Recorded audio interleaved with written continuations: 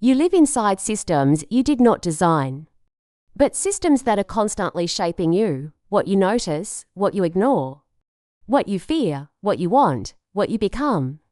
Most people imagine control as something obvious, something aggressive, something imposed by force.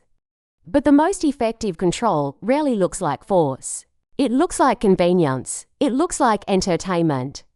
It looks like choice. It looks like normal life. And that is why it works, because when control becomes familiar, people stop seeing it as control at all. These are the 9 systems controlling your mind. Number 1, the first system is the algorithm. You think you are choosing what to watch, what to read, what to care about. But what you see is filtered before you ever decide. The system studies your pauses, your clicks, your reactions, your curiosity, your weakness for novelty, fear, anger, or pleasure. And then it builds a world around those impulses. Not a world designed for truth, a world designed for engagement. That means your attention is not simply being captured, it is being trained. The algorithm does not wait for you to decide who you are. It begins shaping that decision for you. Number 2, the second system is notifications. A vibration, a sound, a red badge. A small signal that says, "Look now." Each interruption feels harmless on its own. But repeated enough, they begin to reshape the mind. Focus becomes fragile, silence becomes uncomfortable. Attention becomes reactive, you stop directing your mind deliberately. Your mind starts responding automatically. And that is the deeper damage, because once attention is trained to break constantly, depth becomes harder, reflection becomes harder. Stillness becomes harder. A distracted mind is easier to influence than a disciplined one. Number 3, the third system is more psychological. These systems do not only target your logic, they target your emotion too, your head and your heart. One side of you wants reasons. The other side of you reacts to fear, desire, belonging, outrage, insecurity, and hope. Modern systems know this. They do not persuade only with facts. They persuade with emotional pressure, with urgency. With identity, with reward, with threat. They play both sides at once. Your rational mind is fed explanations. Your emotional mind is fed triggers. And when both are manipulated together, people can be led without fully realizing they are being led. Number 4, the fourth system is outrage media. Anger spreads faster than truth.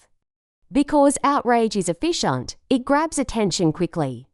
It travels fast, it provokes reaction, it keeps people emotionally lit up. So, the system rewards provocation over reflection, shock over depth, conflict over clarity, emotion over understanding. This creates a culture that is always activated, but rarely grounded. People feel informed because they are constantly exposed. But exposure is not the same as understanding. And a population locked in cycles of outrage becomes easier to steer through emotion than through reason. Number 5, the fifth system is metric-based identity. Your worth is being turned into numbers. Likes, views, followers, ranks. Reach, approval has been quantified. And once approval becomes measurable, people begin adapting to the measurement. They change how they speak, how they look, how they think, how they present themselves, how they define success. The question slowly changes from, is this true?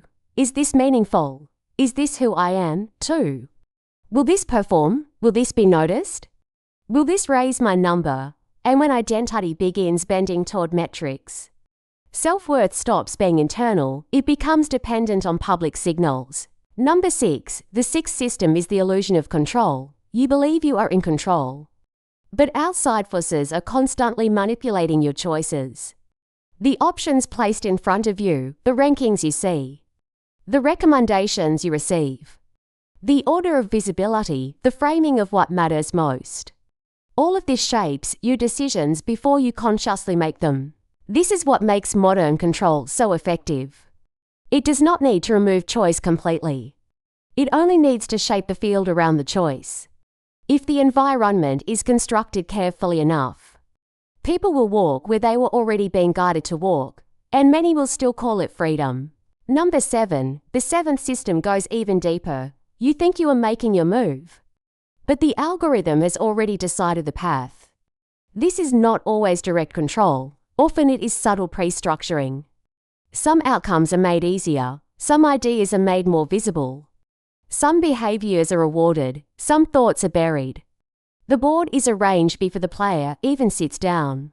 So, what looks like personal movement can actually be movement inside a design structure. That is why so many people feel they are freely navigating the system while staying inside the same patterns. The same narratives, the same loops, the same rewards. The path feels personal, but the architecture was already there. Number 8. The 8th system is the hidden coordination of systems in the background. Most people never see the full structure, they only see the surface. The fee, the trend, the recommendation. The outrage, the pressure, the collective movement. But behind the visible layer are automations, systems, and invisible incentives steering behavior at scale. Not always through conspiracy. Often through architecture, what gets amplified. What gets buried, what gets rewarded, what gets ignored. And when millions of people are guided by the same invisible pressures, society itself begins moving in directions very few consciously chose. The systems work quietly, but their effects become visible everywhere. Number 9, and this is the final truth. Control does not need chains when it has habits. It does not need force when it has repetition. It does not need permission when it has your attention. That is why the real battle is not only political, cultural, or technological. It is mental if a system can shape your attention. It can shape your thoughts if it shapes your thoughts long enough. It can shape your behavior. And if it shapes behavior at scale, it shapes the future. The first step is seeing the system. The second is refusing to live unconsciously inside it. Protect your focus, protect your mind. Protect what you allow to shape you. Because what controls your attention will eventually influence your life. Thanks for watching. Follow for more DualVaultMedia.